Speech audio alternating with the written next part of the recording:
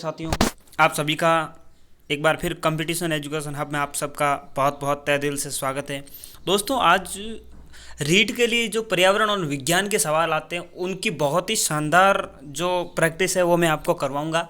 तो प्लीज़ दोस्तों, वीडियो को अंत तक देखें और कमेंट्स जरूर करें, लाइक करें और वीडियो को ज़्यादा से ज़्यादा शेयर करें। चलो दोस्तों, शुरू करते हैं आज की प्रश्न माला। देखिए दोस्तों, बहुत ही अच्छा कलेक्शन मैंने तैयार किया है। वायुमंडल की नाइट्रोजन को नाइट्रेट में बदलने में सहायक है। यहाँ 4 बैक्टीरियाज के नाम दे रखे हैं। कौन सा है?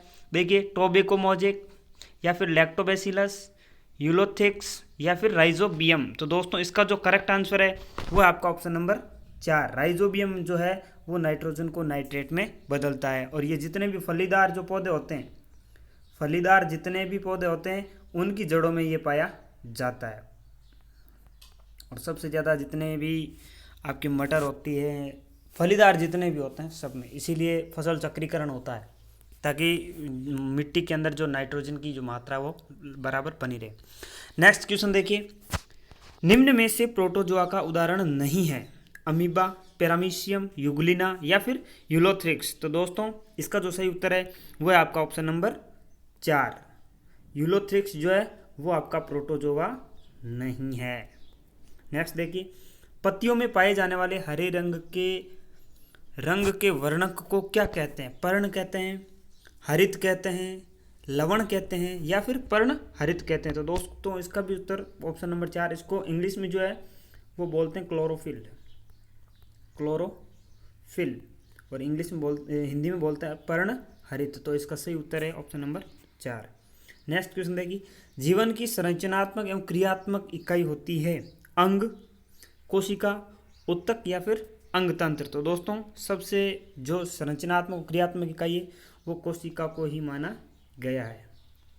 इससे मिलकर कोशिका और कोशिका मिलकर उत्तक बनते हैं, उत्तक से अंग मिलते हैं, अंग से तंत्र बनते हैं, और जब सारे तंत्र बनते हैं तो एक शरीर की संरचना बनती है। नेक्स्ट देखिए, आत्मघाती थैली के नाम से जाने वाला कोशिकांग है केंद्रक, राइबोसोम, लाइसोसोम या फिर माइटोकॉन्ड्रिया। तो दोस्तों, इसका जो सही उत्तर है वो है आपका ऑप्शन नंबर 3। लाइसोसोम को आत्मघाती थैली कहते हैं। क्यों कहते हैं? इसका कारण ये है कि ये इसके अंदर ऐसे एंजाइम पाए जाते हैं जो मृत कोशिकाओं का पाचन कर जाते हैं, मतलब अपनी कोशिका को खुद पाचित कर जाते हैं, खा जाते हैं, इसलिए इसको आत्मघाती थैली कहा जाता है। नेक्स्ट देखिए, श्वसन संबंधी एंजाइम किस कोशिकांग में पाए जाते हैं? श्वसन संबंधी कोशिकांग कौन से जिनमें ये एंजाइम पाए जाते हैं? कोशिका कल्ला, कोशिका भित्ति, माइटोकॉन्ड्रिया या फिर लाइसोसोम। तो दोस्तों, इसका जो सही उत्तर है वो है ऑप्शन नंबर 3। माइटोकॉन्ड्रिया के अंदर जो है वो श्वसन संबंधी एंजाइम पाए जाते हैं। नेक्स्ट देखिए, प्रोटीन संश्लेषण से संबंधित कोशिकांग है। प्रोटीन से संबंधित कौन सा है? हरित लवक है, तारककाई है, मेटाप्लास्ट है फिर या राइबोसोम है। तो दोस्तों, प्रोटीन से रिलेटिव जो होता है वो आपका राइबोसोम होता है। ऑप्शन नंबर जो 4 है वो इसका करेक्ट आंसर है। नेक्स्ट देखिए, निम्न में से केंद्रक के कार्य हैं। केंद्रक का कार्य बताना है। समस्त जैविक क्रियाओं का नियमन नियंत्रण करना। नेक्स्ट, कोशिका विभाजन में भाग लेना। थर्ड, आरएनए का निर्माण करना, या फिर ऑप्शन नंबर 4 है उपयुक्त सभी। तो दोस्तों, इसका जो सही उत्तर है वो ऑप्शन नंबर 4। ये जो तीनों कार्य है ये हमारा केंद्रक करता है। नियंत्रण और नियमन का कार्य भी करता है, कोशिका विभाजन में भाग लेता है और आरएनए का निर्माण भी करता है। नेक्स्ट देखिए दोस्तों, निम्नलिखित में से कौन सा पदार्थ अवायवीय श्वसन की प्रक्रिया के दौरान ग्लूकोज को विखंडन से बनता है? कहने का मतलब है वहाँ ऑक्सीजन अनुपस्थित, अवायवीय का मतलब ऑक्सीजन की अनुपस्थिति में इसका निर्माण होता है। तो वो कौन सा है? ऑक्सीजन, एसिटिक अम्ल, साइट्रिक अम्ल या फिर एल्कोहल। तो दोस्तों, इसका जो सही उत्तर है वो है आपका ऑप्शन नंबर 4। 4 जो है इसका करेक्ट आंसर है। एल्कोहल जो है वो एकदम करेक्ट है। ये 9 क्वेश्चन हो गए। नेक्स्ट देखिए दोस्तों, प्रश्न नंबर 10। प्रोटोजोआ जनित रोग समूह है। आपको यहाँ जोड़े दे रखे हैं रोगों के। कौन सा समूह है जो प्रोटोजोआ से होता है? मलेरिया, काला jar, anthrax malaria, typhoid anthrax या फिर एंथ्रेक्स और काला जार। तो दोस्तों, इसका जो सही उत्तर है वो आपका ऑप्शन नंबर 1। मलेरिया और काला जार जो है वो एक प्रोटोजोआ जनित बीमारी है। नेक्स्ट देखिए, एंट अमीबा हिस्टोलिटिका द्वारा फैलाया जाने वाला रोग है। तो पेचिस होता है, टाइफाइड होता है, दाद होता है, या फिर अतिसार। तो दोस्तों जो 11वीं का सही उत्तर है वो है आपका ऑप्शन नंबर 1। पेचिस जो होता है वो इस रोग कारक के द्वारा फैलाया जाता है। नेक्स्ट देखिए, हृदय रोग व रक्तचाप को बढ़ावा देने वाला अवयव है। हृदय रोग जो हार्ट्स की प्रॉब्लम होती है, ब्लड प्रेशर की जो प्रॉब्लम्स होती है, वो इनमें से किस अवयव के कारण होती है? प्रोटीन के कारण होती है, वसा के कारण होती है, खनिज लवण के कारण होती है, या फिर विटामिन के कारण होती है? तो दोस्तों इसका जो सही उत्तर है वो होता है वसा। वसा ज़्यादा होने से जो चर्बी है वो बढ़ जाती है, जिससे हार्ट और जो ब्लड की जो प्रॉब्लम है वो शुरू हो जाती है। नेक्स्ट देखिए, विभिन्न स्तरों पर भोजन पाचित रस तथा अवशिष्ट की गति को नियंत्रित करता है। अवशिष्ट जो होते हैं उनकी गति को कौन नियंत्रित करता है? ये तीनों काम, संवरणीय पेशियाँ, म्यूकोसा, श्लेष्मा उपकला, या फिर 2 व 3 दोनों। तो इसका जो सही उत्तर है दोस्तों वो है आपका ऑप्शन नंबर 1। संवरणीय पेशियाँ जो होती है वो इन तीनों कार्यों को अंजाम देती है। नेक्स्ट क्वेश्चन देखिए, नेक्स्ट क्वेश्चन है आपका, कौन सा एंजाइम अग्नाशय द्वारा स्रावित नहीं होता? प्रश्न नंबर 14 है। यहाँ 4 एंजाइमों के नाम दे रखे हैं, तो ये अग्नाशय द्वारा कौन स्रावित नहीं होता? एमिलेज, ट्रिप्सिन, रेनिन, या फिर लाइपेज। तो इसका जो सही उत्तर है वो है दोस्तों रेनिन, क्योंकि ये तीनों जो है वो तो अग्नाशय ग्रंथि स्रावित करती है, लेकिन ये रेनिन नहीं करती। तो इसका सही उत्तर हो जाएगा ऑप्शन नंबर 3। नेक्स्ट देखिए, साधारणतः लाल रुधिर कणिका जो आरबीसी होती है का विकास कहाँ होता है? प्लीहा में, लाल अस्थि मज्जा में, लसिका पर्व में, या फिर इनमें से कोई नहीं? तो दोस्तों इसका जो विकास है वो होता है आपके प्लीहा के अंदर, जबकि निर्माण होता है लाल अस्थि मज्जा में। नेक्स्ट देखिए, प्रेरक तंत्रिकाएं उद्दीपन को पहुंचाती है, जो संकेत होते हैं, केंद्रीय तंत्रिका तंत्र से अंगों तक, या अंगों से केंद्रीय तंत्रिका तंत्र तक, या फिर एक व जो 2 है वो दोनों सही है, या फिर दोनों ही गलत है? तो दोस्तों इसका जो सही उत्तर होता है, जो प्रेरक तंत्रिकाएं होती है वो केंद्रीय जो तंत्रिका तंत्र होता है उनसे सूचनाएं, संकेत लेती है और अंगों तक पहुंचाती है। तो ऑप्शन नंबर जो 1 है वो इसका बिल्कुल करेक्ट आंसर है। नेक्स्ट देखिए, कॉर्पोरा क्वाड्रिजेमिन पाया जाता है अग्र मस्तिष्क में, पश्च मस्तिष्क में, या फिर मध्य मस्तिष्क में, या फिर 1 व 2 दोनों में? तो दोस्तों जो कॉर्पोरा क्वाड्रिजेमिन जो संरचना होती है वो आपकी मध्य मस्तिष्क में पाई जाती है। तो ऑप्शन नंबर जो 3 है वो इसका करेक्ट आंसर है। नेक्स्ट देखिए, मानव शरीर का सबसे बड़ा अंग कौन सा होता है? हृदय, मस्तिष्क, यकृत और गुर्दा। सबसे बड़ा अंग यहाँ निम्नलिखित में से पूछा दोस्तों, तो यहाँ कौन सा सबसे बड़ा होता है?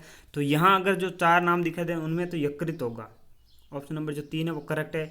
लेकिन अगर सबसे बड़ी बात करें तो वो आपका यहाँ त्वचा होता है, त्वचा जो वो सबसे बड़ा अंग माना जाता है, लेकिन यहाँ त्वचा ऑप्शन नहीं है। अगला प्रश्न है, निम्नलिखित में से कौन सा घटक मूत्र का असामान्य घटक है? 4 ऑप्शन आपको दे रखे हैं, ये देखिए ये रहे। असामान्य घटक कौन सा है? क्रिएटिनिन, यूरिया, यूरिक अम्ल, या फिर कीटोन निकाय? तो प्रश्न नंबर 19 का जो सही उत्तर है वो है दोस्तों ऑप्शन नंबर 4। जो कीटोन निकाय होता है वो इसका घटक नहीं होता है। प्रश्न नंबर 20, किसी पेशी की संकुचनशील प्रोटीन होते हैं। जो पेशियां होती है उनको संकुचित करने में जो सहायक प्रोटीन है वो कौन से होते हैं? एक्टिन और मायोसिन, एक्टिन या ट्रोपोमायोसिन, या मायोसिन और ट्रोपोनिन, या ट्रोपोनिन या ट्रोपोमायोसिन? तो दोस्तों प्रश्न नंबर 20 का जो सही उत्तर है वो है आपका ऑप्शन नंबर 1। एक्टिन और मायोसिन जो होते हैं वो संकुचनशील पेशियों के प्रोटीन होते हैं। प्रश्न नंबर 21 देखिए, यदि व्यक्ति को गलत प्रकार का रक्त दिया जाए तो निम्नलिखित से क्या परिणाम होता है? देखो गलत प्रकार का मतलब है यहाँ ब्लड ग्रुप से होता है। अगर विपरीत ब्लड ग्रुप या ए मेल या बे मेल अगर ब्लड दे दिया जाए तब क्या होता है? सभी धमनियाँ संकुचित हो जाती है, सभी धमनियों का विस्तारण हो जाता है, या फिर का संश्लेषण है वो हो जाता है, या फिर तिल्ली और लिम्फोनाइट्स में विकृति आ जाती है। तो दोस्तों प्रश्न नंबर 21 का जो सही उत्तर है वो है सभी धमनियां जो है वो संकुचित हो जाती है, क्योंकि ए बी ओ और ए बी ये चारों ब्लड ग्रुप होते हैं, इनमें यदि बेमेल अगर रक्त चढ़ा दिया जाए तो जो धमनियां होती है वो सपोर्ट नहीं करती है, वो संकुचित हो जाती है।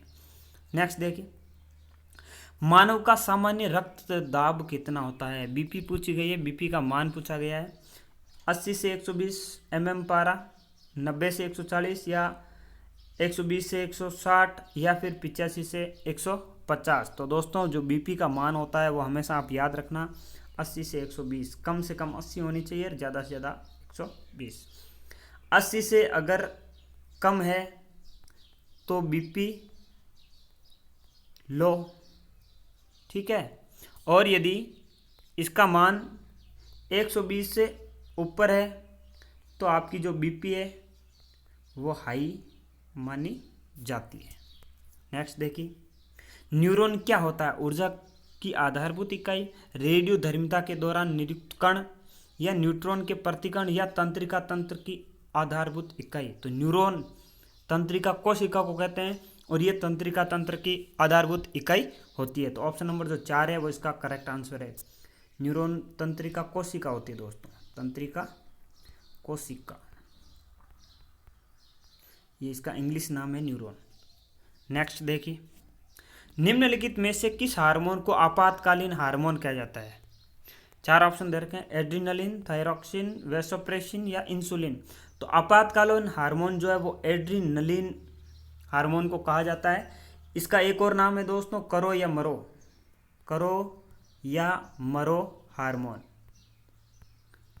और ये जो है वो एड्रिनल ग्रंथि स्रावित करती है।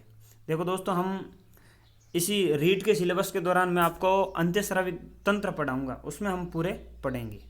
नेक्स्ट देखिए, आज का अंतिम सवाल, स्त्रियों में लिंग गुणसूत्र कौन से होते हैं? लिंग गुणसूत्र XX, 1X 1Y या XY या 1Y और 1X नहीं। तो दोस्तों इसका जो सही उत्तर होता है वो होता है प्रश्न नंबर 25 का जो सही उत्तर है वो आपका ऑप्शन नंबर 4, लिंग गुणसूत्र 1Y और दूसरा X नहीं होता। तो दोस्तों आज की वीडियो में बस इतना ही। वीडियो को आप ज़्यादा से ज़्यादा लाइक करें, शेयर करें और चैनल को सब्सक्राइब नहीं किया तो प्लीज़ सब्सक्राइब करें ताकि जो नोटिफिकेशन है वो आपको मिलती रहे। चलो आज की वीडियो में बस इतना ही, मिलते हैं अगले वीडियो में, तब तक जय हिंद जय भारत।